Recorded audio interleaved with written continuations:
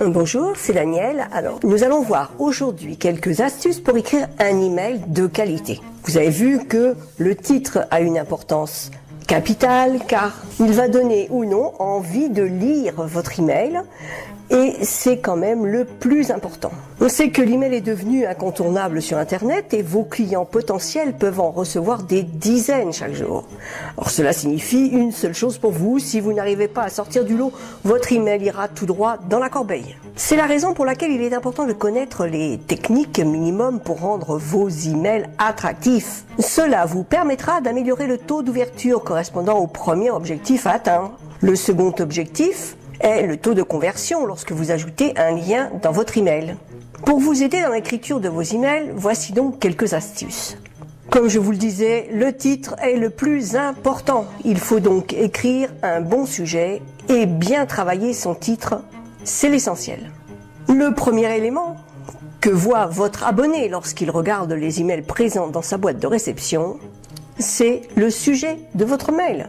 Si le sujet est banal et se fond dans la masse, vous devez donc réussir à capter l'attention de la personne, en évitant toutefois de faire des fautes de français énormes qui peuvent être rédhibitoires. Par exemple, lorsque vous écrivez le sujet de l'email, répondez à cette question. Pourquoi la personne doit-elle ouvrir mon email? Cela vous permettra de mettre en avant le message que vous souhaitez faire passer. C'est très important, vous devez passer beaucoup de temps à votre titre, comme pour les titres de vos articles sur votre blog. Ensuite, il faut faire attention à la mise en page. Un contenu identique mais avec une mise en page différente peut avoir plusieurs résultats. Par exemple, si les lignes sont trop longues, la lecture deviendra difficile. C'est la même chose si elles sont trop courtes, obligeant la personne à toujours revenir à la ligne. Utilisez une liste à puces pour mettre en avant les éléments importants. Si vous présentez un nouveau produit sortant dans quelques jours par exemple, vous pouvez utiliser une liste à puces afin de récapituler tous les avantages de votre produit. Cela a la même fonction que sur la page de vente. Cela permet aussi d'éviter d'écrire de longs emails. Ainsi, au lieu d'avoir plusieurs paragraphes, vous pouvez condenser vos idées et les mettre sous forme d'une liste à puces. Vous allez à l'essentiel et vos abonnés auront toutes les informations nécessaires en quelques secondes. N'oubliez pas aussi d'ajouter des images. On ne pense pas à ajouter des images dans nos emails, mais cela peut attirer l'œil de vos prospects. Effectivement, tout le monde ne va pas télécharger des images, mais pour ceux qui vont le faire, l'image aura certainement un impact sur eux. Évitez d'introduire plusieurs notions ou de présenter différents produits dans un même email. La concentration d'une personne est limitée sur Internet. C'est la raison pour laquelle il est préférable d'écrire des emails courts, allant à l'essentiel, avec une mise en page qui correspond à la lecture facile. Et si vous souhaitez présenter plusieurs produits, il est préférable de le faire sur une page web ou sur votre blog et de seulement donner le lien dans l'email. Dans le cas où vous souhaitez donner des conseils sur différents éléments, préférez écrire plusieurs emails, un par élément, ce sera beaucoup mieux. Ainsi, cela sera plus précis dans l'esprit de vos prospects. Sa compréhension sera facilitée. Et puis, une chose que l'on ne fait jamais, prenez le temps de vous relire. Un email qui comporte beaucoup de fautes d'orthographe ou un lien corrompu ne fera pas bonne impression. Vous devez normalement avoir la possibilité de tester votre mail en l'envoyant. Ça se fait très facilement sur SG Autorépondeur et cela vous permet de vérifier la mise en page ainsi que la validité des liens. Surtout, relisez à voix haute votre email, cela vous donnera une idée bien plus précise de ce que va lire votre prospect.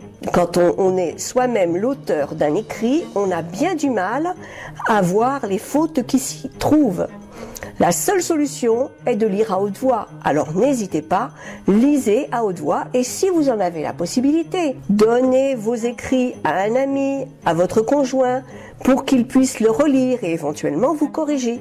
Vous verrez, votre notoriété n'en sera qu'améliorée. Voici pour les premiers conseils sur le mailing.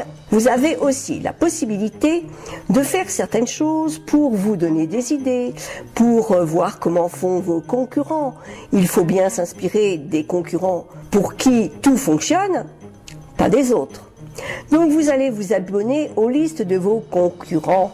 C'est toujours intéressant de connaître le travail de ces concurrents directs. Vous pourrez ainsi retenir les bonnes idées, écarter les mauvaises. Après quelques semaines, vous aurez une idée globale des informations proposées par vos concurrents. Il suffira alors de créer du contenu inédit que vos abonnés ne pourront trouver nulle part ailleurs.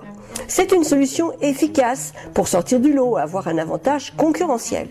Vos emails doivent être brefs, ça je vous l'ai déjà dit, et surtout n'oubliez pas de les tester. Et puis, une chose importante, surveillez vos statistiques.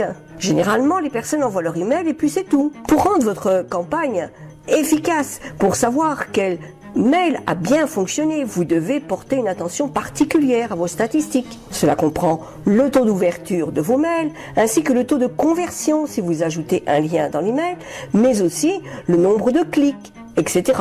Si vous constatez que seulement 10% de vos abonnés ouvrent vos emails, alors il y a un problème. Cela provient peut-être du sujet de votre mail qui ne doit pas suffisamment attirer l'attention de vos abonnés pour les inciter à cliquer et regarder.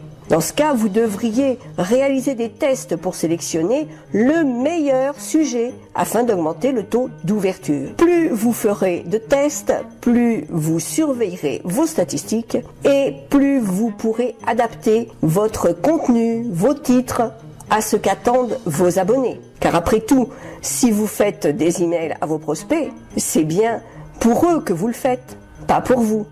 Même si la finalité pour vous est de gagner un peu d'argent. Voilà pour cette vidéo, je vous remercie de l'avoir écouté jusqu'au bout. Vous pouvez vous abonner à SG Autorépondeur qui est mon autorépondeur favori. Et dans tous les cas, si vous vous inscrivez avec mon lien, je suis là pour vous aider dans toutes vos opérations. À très bientôt, au revoir.